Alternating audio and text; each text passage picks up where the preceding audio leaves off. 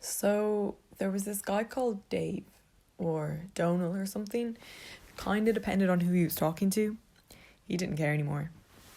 Someone he regularly bumped into in town called him Rahul, like he was an Indian fella. Whatever. Domhnall's ma, Trace, was a dub through and through. White as lime with a voice like chalk in a blender. She'd spent many years selling fruit in Moore Street. All that shouting, "Only €2," bollocksed her. She ended up working in a vibrator store on Parnell Square after that. The hushed nature of the conversations in that shop suited her. Domhnall did not get vibrators. If women liked them, surely men would have evolved to have buzzing willies. His never did though, and he never dared to ask his ma about the true nature of vibrators. His dad, on the other hand, wasn't Irish and wasn't white. Domhnall hadn't a clue where he'd come from, and neither did Joe, the man who was expecting to be Domhnall's father. Quite the shock Joe got when he saw that mottled-looking beige yoke pop out of Therese's front. Such a shock it was to Joe that he bolted, leaving 3 of his own kids with Therese and baby Domhnall, or Dave or whatever. Anyway, that's all just to say there's this lad, and now he's standing at the top of the SIP2 building and telling himself that he's going to jump at any moment. The Liffey below looked slimy green and sloshy today. He wished now that Maldy River were across the road, directly below the building upon which he stood. Dave was feeling bad about the mess he'd leave on the pavement when he jumped. Therese was always hammering on about how stubborn bloodstains were to remove. It was Dave's fault for getting punched in the face so often, getting his clothes destroyed he was. Maybe concrete doesn't stain like t-shirts do, Dave thought. In the midst of all this, a seagull had landed on a pole nearby and had started talking to him. "Are you going to do it or not, you useless cunt?" the seagull said in a rather posh accent. "What are you doing talking? And yeah, of course I'm going to do it," Dave said. "You will in your hole, Declan." Declan's not my name." "What is your name, so?" Feck it. Call me Declan. Sure, what difference is going to make now?" "Don't jump, Declan. Don't do it." "Oh, seriously? Are you like some fucking guardian angel or something?" No. Ha ha ha. That's just what you're supposed to say in situations like this. Right, Declan? Oh, fuck off. So are you going to do it? I don't know now. Fuck it, you put me off, you fucking pigeon, get ya. Seagull, actually. Who bleeding cares? You do, Declan. Do I? I don't know.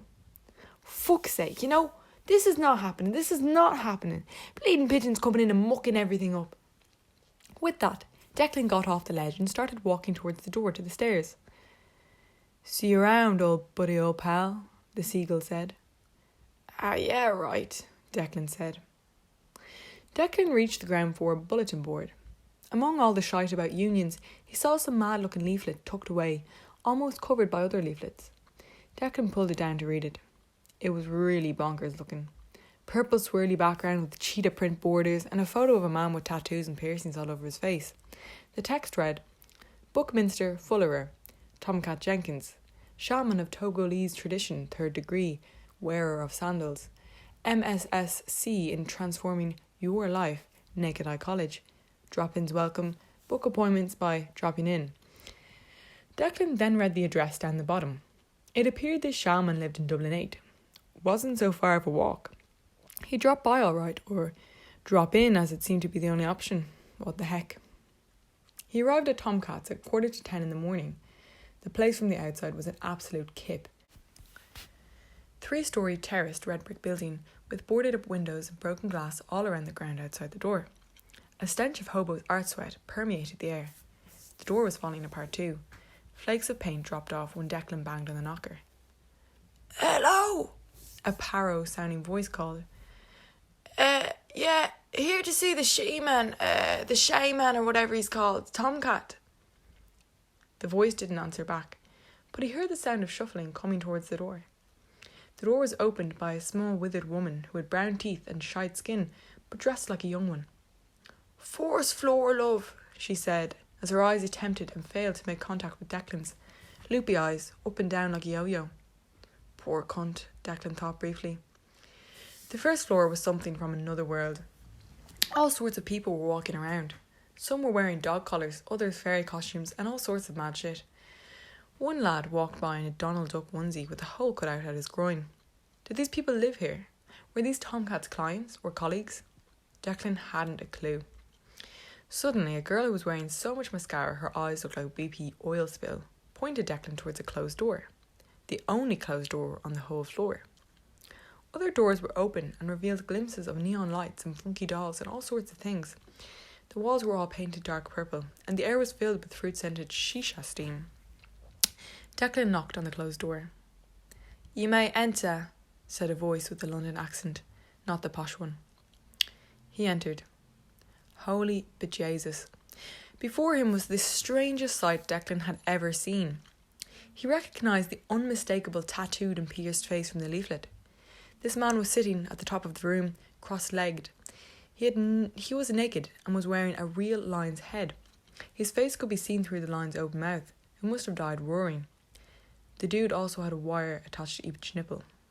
It was the strangest sight Declan had ever seen, and he grew up in Ballymun, so that is saying something. "Close the door behind you, mate," the bloke said. Declan was distracted by the strange man and equally strange decor of the room. Voodoo dolls suspended in false spiderwebs, gammy mirrors, and all kinds of presumably drugs and Kilner jars, and a large poster of Stalin dressed as a ballerina. The lion's head dude had to repeat himself. Oh yeah, sorry, Declan said, shutting the door. "Take a seat, pal," the bloke said, gesturing to the 2 seats available. There was a polar bear skin and a plastic seat in the shape of an arse. Declan didn't like animal skins, but he thought that if he opted for the arse chair, he would look gay. He plunked down onto the polar bear, as far from the head as possible, and he sat cross-legged, like the naked bloke did. "How are you?" Declan said, in his natural voice as he could. The lion's head bloke blinked at him. "Tomcat, is it?" Declan said. "No, it's Buckminster, actually," the bloke said. "What brings you here, Seeker?" he continued. Was about to top myself earlier, and this pigeon started talking to me and put me off the whole thing." "Did the pigeon tell you its name or place of birth?" Never mind. Do you still feel suicidal?" Yeah, a little." "Okay." The Buckminster dude then closed his eyes in a spiritual way, like he was entering a deep trance or something. He could have just been socially awkward and was avoiding eye contact while he thought about the next thing to say. Declan couldn't tell. The Buckminster dude, still with his eyes closed, said, "What did you say your name was?" You can call me Declan," said Declan. The Buckminster dude said. "Okay, this is what I want you to do, Darren. Deck, climb to the top of 3 Rock Hill. Go alone." 3 Rock? Yeah, I know where that. Bring 3 items with you. These items are as follows. The Buckminster dude still has his eyes closed while he had stopped speaking. Declan said. "Shh, I'm perceiving," the Buckminster dude said. The Buckminster dude was concentrating very hard, or at least pretending to. "Okay, I'm seeing the first item in my mind's eye," the Buckminster dude said, and then went deadly quiet. It was as if he was hunting and was just closing in on the prey. He shifted. "Rose quartz," he said. "What in the name of God is Darren started. "Shh, I'm perceiving item 2. Item 2 is..." He squeezed his eyes again, and an expression of unease washed over him. "It's some kind of liquid," he said. "Go on," Darren said. Now, what could only be described as utter revolt was the expression the Buckminster dude wore as he began to describe item 2. "In a small bottle," the Buckminster dude said before gagging slightly. "In a small bottle, what?" Darren said. "In a small bottle, the collected pus of acne pimples," the Buckminster dude said. "Jesus Christ on a scooter, you must be bleeding joking," Darren said. The Buckminster dude merely pursed his lips and shook his head no.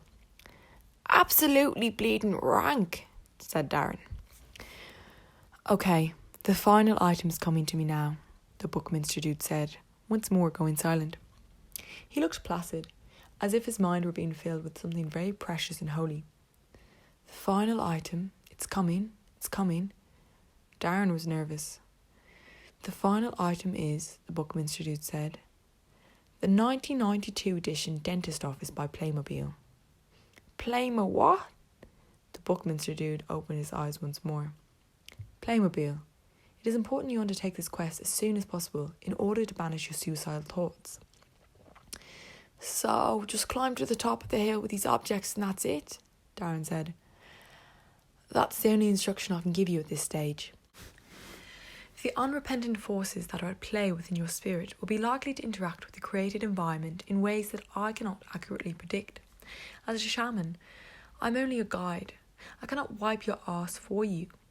In that sense, it is a positive sign that you chose to sit on the polar bear and not the arse, the Buckminster dude said. So, you can't tell me what to do with the bottle of pus? There's no way in hell I'm going to drink that shit if that's what you're asking. There is no need to drink the pus if that's not what you feel called to do, the Buckminster dude said. And the other things, what am I supposed to do with them? Darren asked. As I said, I cannot tell you that. I am only a guide. You will perceive the nature of the actions to take when you reach the top of Three Rock Hill, the Buckminster dude said. You're not giving me much of a clue here, buddy. I don't think I'm as gifted with this perceiving business. We're all capable, once we open our channels and let the sacred resonance flow through us. Okay, so are you going to give me the pus and shit now? No. You will have to acquire those items yourself. Seriously? Where in Christ's name am I going to get that shite? That's all part of the journey, Darren. Darren felt annoyed. Why did it have to be so difficult, he thought. Alright, but I'm coming back here if this doesn't work, okay? Darren said. That's fine, Darren. We'll be here, the Buckminster dude said. They sat in silence for a moment, a sense of hope filling the air. Then the Buckminster dude said, Do you have Revolut? I do, yeah. What's the damage? 200 quid. Ah, Jesus, you're not serious, Darren said, not knowing whether to laugh or cry. You can pay in instalments if it suits. Tell you what, I'll give you a tenner now, and if your little trick does the job, I'll come up with the rest. Deal. Grand job. Darren pulled out his phone and opened Revolut and asked the Buckminster dude for his username. The Buckminster dude's profile came up on his phone, showing his profile picture, which was a disturbing photo of a goat man sitting cross-legged, surrounded by fire. This you? Darren said. Right as rain, mate, the Buckminster dude said. Groovy, Darren said, though he said fucking weirdo in his head. He transferred the tenner. Next thing he knew, the Buckminster dude was adjusting the plugs in his nipples, and Darren took it as his cue to leave. Alright, see you later, buddy, Darren said. It was a pleasure, Daniel. Good luck, the Buckminster dude said. And I was just getting used to Darren, Daniel thought. Daniel shut the door to the Buckminster dude's room and re-entered the hallway. He immediately met eyes with what appeared to be a very attractive young one in a belly top and shorts, leaning against the archway to the stairs passage. She might have been attractive, or she might have just looked so because this place was so filthy rotten. Her hair was dyed crimson and she wore so much makeup it was hard to tell what she looked like under it all. How's it going? Daniel said. She gave him a highly suggestive look as her false eyelashes flapped like a swooping eagle's wings. I'm good, hon, and yourself? She said. I'm a bit fucking baffled, to be honest with you. Your man in there's after giving me a list of things and I haven't a notion where to start. The girl blinked. What kind of things did they be? She said. A bottle of acne juice is one. Some rock, some kid's toy. Is the rock a crystal? Rose something? Rose quartz? Sounds about right. The girl laughed hard, but there was no trace of feeling in her eyes. The laughter ended on demand. I can sort you out with the crystal, babe, but it's going to cost you. Alright, what do you want? The girl gave him another seductive look. My girlfriend and I are looking to spice things up in the bedroom, if you know what I mean. Daniel immediately felt that familiar little surge down below. He raised his eyebrows and took a step closer, putting a hand around the girl's tiny waist. Then, in what he considered his most sexy voice, said, "Oh, I know what you mean, babe." "Ew, I didn't mean you, you dirty bollocks," the girl said, shoving his hand away. Daniel's face looked like a slapped arse. "I'm talking equipment, toys, whatever you can get." "You mean you want me to trade a crystal for a strap-on?" Daniel said. "Yeah, something like that." "Can't I just give you the money and you can buy it yourself?" "No way, I'm not going to one of those shops. Be Scarlet. Me ma works in one of those shops. I suppose we could sort something out." "Sound," she said. "Rose quartz, did you say?" "That's the one," Daniel said. "All right, grand, wait here a sec." The girl dashed out the hall and up the stairs. Daniel heard a door slam upstairs. After a couple of minutes, the girl was back with a lump of pink rock in her hand. "Wow, that's a pretty crickin' rock for a rock," Daniel said. "Crystal." "Crystal, right," Daniel said, reaching for it. No, you don't get it till you sort me out. I'll leave it here at Buckminster till then," she said. Daniel was a bit pissed off, but he said nothing. The girl went inside the Buckminster dude's room without knocking. Minutes later, Daniel heard loud, sexual female groans coming from the room, followed by hushed murmurs. Later, were the only words he could make out. The door opened and out came the girl, looking slightly less together than before. "Buckminster will mind the crystal for you." "Okay, I'll have that for you soon as," Daniel said. The girl shrugged and walked away. To be a young one, Daniel thought. Then immediately after wondered why he had thought such a thing. Daniel stepped outside the house and onto the glass-strewn pavement. The sky was grey as the ceiling of a funeral home. The air was chilly. He lit a fag and took out his phone to call Trace. She answered immediately. "Hello, Ma," he said. "Hello, love. What is it you're calling for? I'm in the middle of me shift." "Ma, I'm looking for one of those strap-on yokes you sell. Don't worry, it's not for me. It's for a friend." There was silence on the other end of the line. "Sorry, love. I think I heard you wrong. You didn't just ask me for a strap-on, did you?" Trey said, beginning to laugh. That's it. I need a strap-on. It's not for me, Ma. I'll explain later. It's for a friend." "Son, don't tell me your Mickey stopped working," Trey said, sounding genuinely concerned. "No, Ma, I promise it's not for me, I swear. Cross me heart, it's for this lesbo I met, swear. She's trading me a crystal for it." "Jesus, sounds cracked." "Well, do you sell them or not?" "Of course we sell them. You'd know that if you ever had the balls to come into the shop." "What's the cheapest one you'd have?" "We have one for 20. It's in the shape of a big pickle. Has bumps all along it for pleasure, along the vagina and everything." Spare me the details, Ma. Have you any, normal ones?" "You mean ones in the shape of cocks? We have cocks in every colour, we do," Trey said, laughing her hacked smoker's cough. "Don't you have any that's just, straight, like a big tube or something, not in the shape of anything?" "Jesus, son, never thought you were such a prude. This must be for yourself after all." "Shut, Ma. Look, what do lesbos like? Surely they don't want a cock, or they'd be with fellas, no?" Depends, son. Plenty of dykes these days are buying the cocks. We even have ones that make sound effects, animal noises and quotes from films and everything. Jesus, I'll take the pickle one, so I'm strapped for cash. The pickle will have to do. All right. Will you have it outside for me? I'm not going into the shop, Ma. No way, buddy. You're coming into the shop and you're going to look your mother in the eye in her place of work. But Ma, no buts. You won't be ashamed of your mam's place of work, okay? All right, fine. But it's in and out. I can't be seen looking around in there. That's grand, son. See you in a bit, so. Thanks, Ma. Be there in half an hour or something. Grand. His ma hung up first. Daniel began to brisk walk all the way down towards Parnell Square, where the shop was. He passed about a dozen homeless fellas in doorways on the way. Rotten teeth, mouldy paper cups, and cheap sleeping bags. He felt bad for the feckers. Part of him also thought them cowards. They don't have the balls to end it, he thought. The absolute pits of society. And that's where he was fast headed if he didn't sort himself out, he thought. He felt a strengthened resolve to complete the mission. "Excuse me," he heard some squeaky-voiced teen say. Daniel noticed there was a teenage boy holding onto his arm like a weirdo.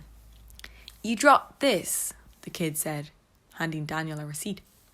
He had a terrible face on him, red and bumpy as the surface of Mars, greasy ginger head on him too.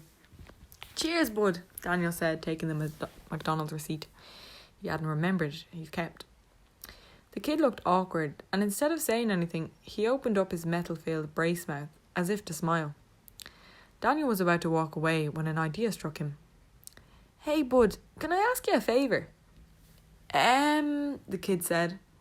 It's only a small favour, don't worry. Only, it's a bit strange." "What is it?" the boy said in a trembling voice, backing away. "Look, it sounds strange, I know, but... Look, I'm looking for some pus out of that," Daniel said, pointing to the kid's face. "What?" the kid said. "Your acne. I need some pus out of acne. I know it's rank, degraded stuff, but look, it might just save me life," Daniel said. The kid looked like he was being made watch Donald Trump do a striptease. Guffawed. "You're sick," he said. "Look, I'll buy you whatever you want in return. Drink, dope, whatever. Just, I need some muck off your face. I told you, it might just save me life." Daniel felt a bit sick saying all this, but his desperation was strong and only getting stronger. The kid raised his thick ginger eyebrow. "Anything?" he said. Next thing he knew, Daniel was in GameStop on Henry Street with this kid who had a stack of about 15 Xbox games in his arms. Whoa, kid. One game. You gotta pick just one game, alright? "I'm doing you a big favour, remember?" the kid whispered. Yeah, but I'm not shiting out euros here, bud. One game. Any game you want." 5 games. "Look, I can stretch it to 2, but no more." 3 games and a Minecraft bobblehead. "Feck's sake, fine. Deal, that's it. Pick 3 and let's get out of here. Chop, chop." They bought the games and headed over to the Islac shopping centre toilets. They put the GameStop bag down by the sink. The mirrors at the opposite sinks reflected a funny image indeed.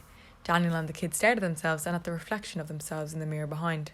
And the mirrored reflections just going on and on until there was only a smallish green square to be seen. "Okay, what are we going to do this? How are we going to do this?" Daniel said, coming at the boy's face with a pinched finger. "Get off!" the boy said, slapping Daniel's hand away. "I'll do it myself," the boy said. "Alright, we'll need something to collect the juice in," Daniel said, patting his pockets to search for something. "Stop calling it juice, it's pus." "Oh, pus, whatever," Daniel said. "The only you'll ever get," he muttered under his breath. Daniel scanned the toilets for a vessel to hold the pus. He spotted an empty Coke bottle peeping out from the bins. "Grand job," he said, fetching it and then rinsing under the tap. The kid had already started squeezing. Daniel handed him the bottle as he started scraping the yellow gunk from his fingers onto the inside of the bottleneck of the Coke bottle. Daniel gagged. He noticed some of the pimples on the boy's face were bleeding and said, Make sure not to get any blood in it, alright? I wasn't told anything about having blood in it." The kid shot dagger eyes at him. "I'm bleeding for you. Be bloody grateful." Daniel rolled his eyes at the stupidness of the boy's pun. Daniel hated teenagers. Fuckheads the lot of him, he thought. He hated being one all those years ago, though he never really felt much of a difference since then either. Only his body got hairier and his friends got fatter and less loud, and some of them had babies and became boring as fuck. "This enough?" the kid said after a few minutes, holding up the bottle. It had a small layer of gunk lining the bottom and a gloopy trail down the side starting from the bottleneck. "That'll do, I suppose," Daniel said, gagging yet again. He shoved the bottle in his bag, patted the kid on the back and said, "Thanks, kid," and then ran out of the loo.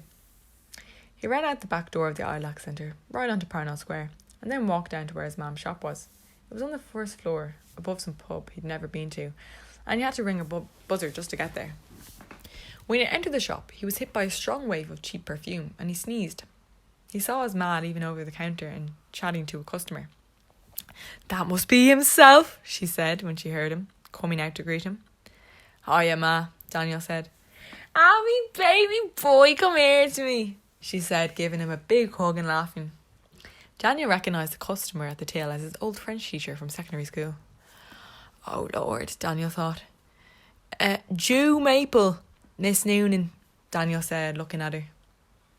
"Hiya, Derek," Miss Noonan said, looking embarrassed. "He's after gone and got himself a lesbian girlfriend," Therese said teasingly, before bursting out into a cackle. "Imagine! I haven't me arse, ma. Sure, lesbos don't want anything to do with fellas. That's the whole reason they're lesbos," Derek said. "Ah, but this one's different, what?" Therese said, winking at Miss Noonan. No, listen, ma. I'm in sort of a rush. Do you have the one that I mentioned?" he said. Therese looked at him and then looked at Miss Noonan. "He's in a rush, or she's rushing for a ride," she said, cackling even louder. Miss Noonan looked incredibly uncomfortable. Therese was loving this. She was almost spilling tears laughing. "I do, son. I have the big pickle for you, I do," Therese said, looking at Miss Noonan, attempting once more to get a laugh out of her. Miss Noonan had the same tetchy smile on her face the whole time. Therese went behind the till and fetched the bag with Derek's goods. "You can pay me later, love," she said, handing him the bag. Derek gawped. "Ah, ma, do you not have something a bit more discreet?" he said, referencing the logo in the centre of the paper bag. It was a large penis wearing sunglasses and a sleazy smile and making the good sign with his little penis fingers. "This one will do. The shop needs advertising," Therese said. "Surely you can use other people to advertise for you." "And now just stop complaining. It's a gas-sucking bag. People love it," Therese said, staring at the sunglassed penis with a gaze of soft affection. Derek relented, mostly because he was eager to get looking for his third item, the toy set. "Ah, thanks, ma. I'll pay you tonight." He nodded at an extremely ruddy-cheeked Miss Noon and hurled himself out the door and down the stairs. He went straight to the Toy Master on Mary Street, only a couple of minutes away. He got a few offended stares from people in the shop, mostly parents with young children. He ignored them. He went straight to the top floor where the Lego was. Once upon a time, he loved coming here and browsing the Lego sets. He'd never gotten any though, even when he'd asked Santi for them. The man at the till was middle-aged and nerdy looking, with neat grey hair and nondescript reading glasses. "Excuse me, hiya. Looking for Playmobil," Derek said. "You'll find the Playmobil in the 2 aisles closest the stairs," the man said. Judging by his voice, Derek immediately thought the man a snob. He spoke as if he was a journalist, and there was something passive-aggressive in his tone. Derek could tell that he spoke in this tone all the time. He'd met the type before. "I'm looking for a particular set," Derek said. Which is," the man said, his head tilted forward and his eyes peering above his glasses. "It's the 1992 dentist office one." The man took off his glasses and looked Derek straight in the eye. My, that is specific. I'm afraid we're quite out of stock on that one. We have been since 1999, the man said. "Feck," Derek said. "Awfully sorry about that," the man said. "That's grand, sure I'll check Smith's," Derek said, trying to hide the sinking feeling in his chest. He walked away from the till and towards the stairs when he noticed a figure emerging out of the shelves. Derek almost shat himself. Standing before him was a 6 feet tall Playmobil man, walking and blinking, and the rest of it. It was alive. "Da fuck," Derek said. "Hi, pal. I heard you were looking for the 1992 dentist office," the Playmobil man said. "That set has been out of stock since 1999. "Yeah, I know," Derek said. "There is, however, one left in the city of Dublin." "Oh, okay. And there is a way to get your hands on it." Oh, yeah? "If you help me out, I will tell you how to get your hands on it." Well, spit it out then." "I've been trapped in this store for 20 odd years, and I'd need my spirit to be set free." Jesus, bud, I wouldn't know anything about that kind of crack." "It's okay. I know exactly what is needed. You just have to..." Before the Playmobil man had finished, the man from the till had come over and asked Derek, "Are you feeling okay?" "Ah, yeah, I'm grand, yeah, just in the middle of something here." "I thought I heard you talking to yourself." No, Derek started. He looked at the Playmobil man, who shrugged and had a "nothing to do with me" look on his face. "I guess this nerd can't see the talking toy," Derek thought to himself. Was just on the phone to me mate," Derek said. The man from the till looked unconvinced. "I'm afraid I'm going to have to ask you to leave," he said, edging closer to Derek as if to shepherd him down the stairs. He was a snob, so. All right, I'm going," Derek said. And just as he was about to be pushed down the stairs, the Playmobil man shouted, "Bring back a guitar." Rather than reply to the Playmobil man in words, he merely gave him a thumbs up. The man from the till was watching him from the top of the stairs, and he muttered, "Schizo," to himself. A guitar was easy, Derek thought. How it would free this toy boy's soul was another question altogether.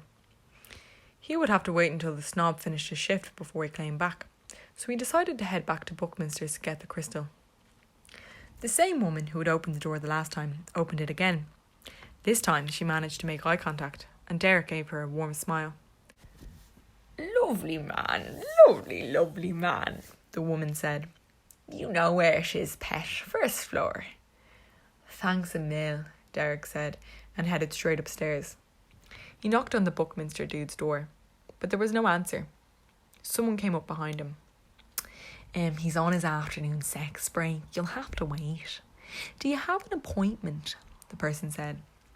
Derek turned around and recognised him as the man from earlier, wearing the Donald Duck onesie. When Derek's eyes met him, a mischievous smile unfurled across his face, revealing a mouthful of gold teeth. He then pressed a finger to Derek's chest and started laughing. "Any chance I can get you to just go in there and swap out this bag for like a pink rock that's in there?" Derek said. All the man did was to shake his head. "Blast," Derek muttered. The man in the onesie walked away, around the hall corner and towards a room with an open door. Derek, not knowing what else to do, followed him. He entered a large room facing the street. It was the first room he'd seen in this compound that was bright. It was filled with people, maybe 11 or 12, all cross-legged and facing the top of the room where a woman sat with a crystal ball. She was staring into it intensely and did not look up when the two men entered the room. "Nigel, it looks like your girlfriend won't ever pay the rent," she said, still staring into the ball. "Jesus," said someone in the room, presumably Nigel. "So I should just dump the bitch," the guy who was presumably Nigel said. "The ball doesn't do shoulds," the woman with the crystal ball said.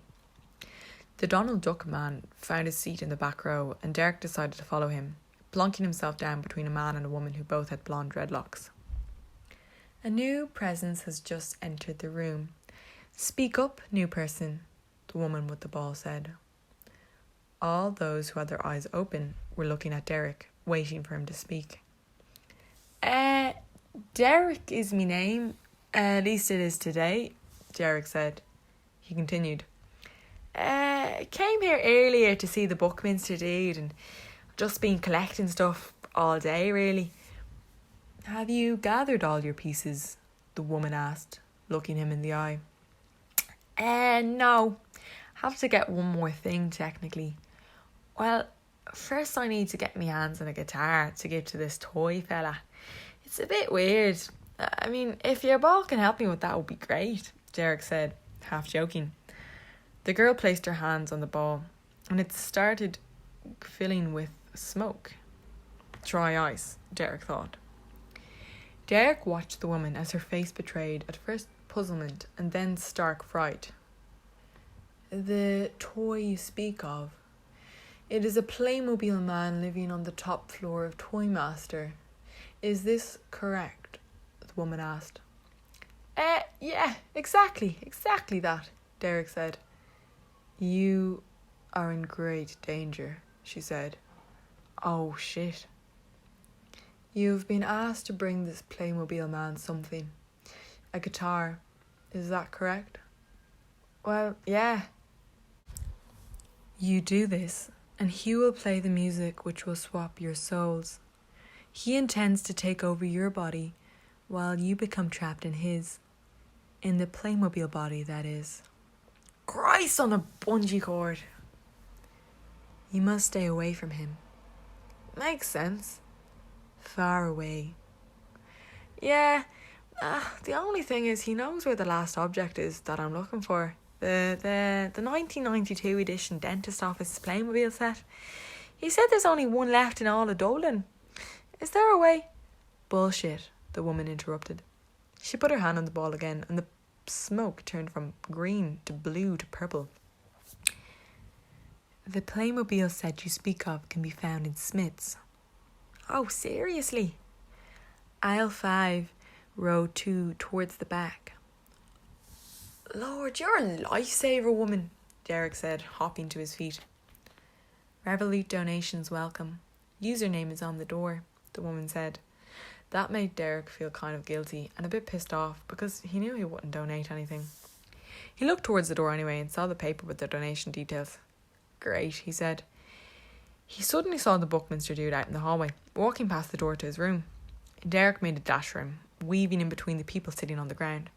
Thanks a mil, he said. I'll get you back, he added, sounding as about sincere as a tomcat in a top hat. Buckminster man, how are you? Derek said when he reached the Buckminster dude. Hey dude, the Buckminster dude said, stoned off his rocker. I have something for you, in exchange for the crystal. You have it, right? Totally do, man, the Buckminster dude said, walking into his room and re-emerging with the pink rock. Derek handed him the bag and the Buckminster dude handed him the crystal, which Derek pocketed. The Buckminster dude held up the bag and looked at the animated but sunglassed cock and started pissing himself laughing. Derek left him standing there, laughing to himself. He'd gotten what he had needed. Now it was off to Smith's for the last item, before hitting the road. The Playmobil set was right where the crystal ball lady had described it. It cost $29.99. Not bad. Derek could hardly bring himself to look at their creepy little faces, though. Not after the interaction he'd have with the Playmobil man and Toymaster. He bought lunch at Spar, along with the plastic bag, which he put all 3 objects into. He got on the bus and made his way to Stepaside to climb through Rock Hill, ready for what he hoped would be the final part of his journey. It was 6 o'clock when he arrived. Still a few hours of daylight left. He started walking immediately. He was never a big fan of hiking. He'd certainly never gone by himself. The scenery wasn't bad, he supposed. Mostly he was concerned about how crap he felt. He could feel how poxy his lungs were after decades of smoking. He had to keep stopping to catch his breath and cough. Finally, he made it to the top of the hill. Flat, brownish scrubland with scattered boulders and a large aerial tower. Definitely a hike with a more impressive trail than endpoint. Part of him felt like complaining about how disappointing the view was. Dublin looked like a drab bunch of boxes from here. Depressing. He was too tired to complain though, and he had nobody with which to do it. So he decided to lie down on a big rock, placing the spar bag by his feet. He was so tired that almost as soon as he shut his eyes, he fell asleep. Then he entered his dreams. He was in a dentist office. The dentist was a Playmobil figurine. He made Derek sit on the reclined dentist chair. His hands were one of those U-shaped plastic Playmobil hands, and he started to poke around inside Derek's mouth. Derek felt afraid. The Playmobil dentist went away and came back with a Coke bottle full of liquid gunk. Derek filled with dread. Open your mouth, the dentist said. No! Derek screamed. The toy dentist pinned him down and forced him to swallow the contents of the Coke bottle. Immediately, Derek projectile vomited so explosively he blew the dentist office, including the Playmobil dentist, to smithereens. Derek then found himself floating in space, a pink glow all around. He felt an intense feeling of joy fill up his being, despite the morsels of vomit still floating around him in space.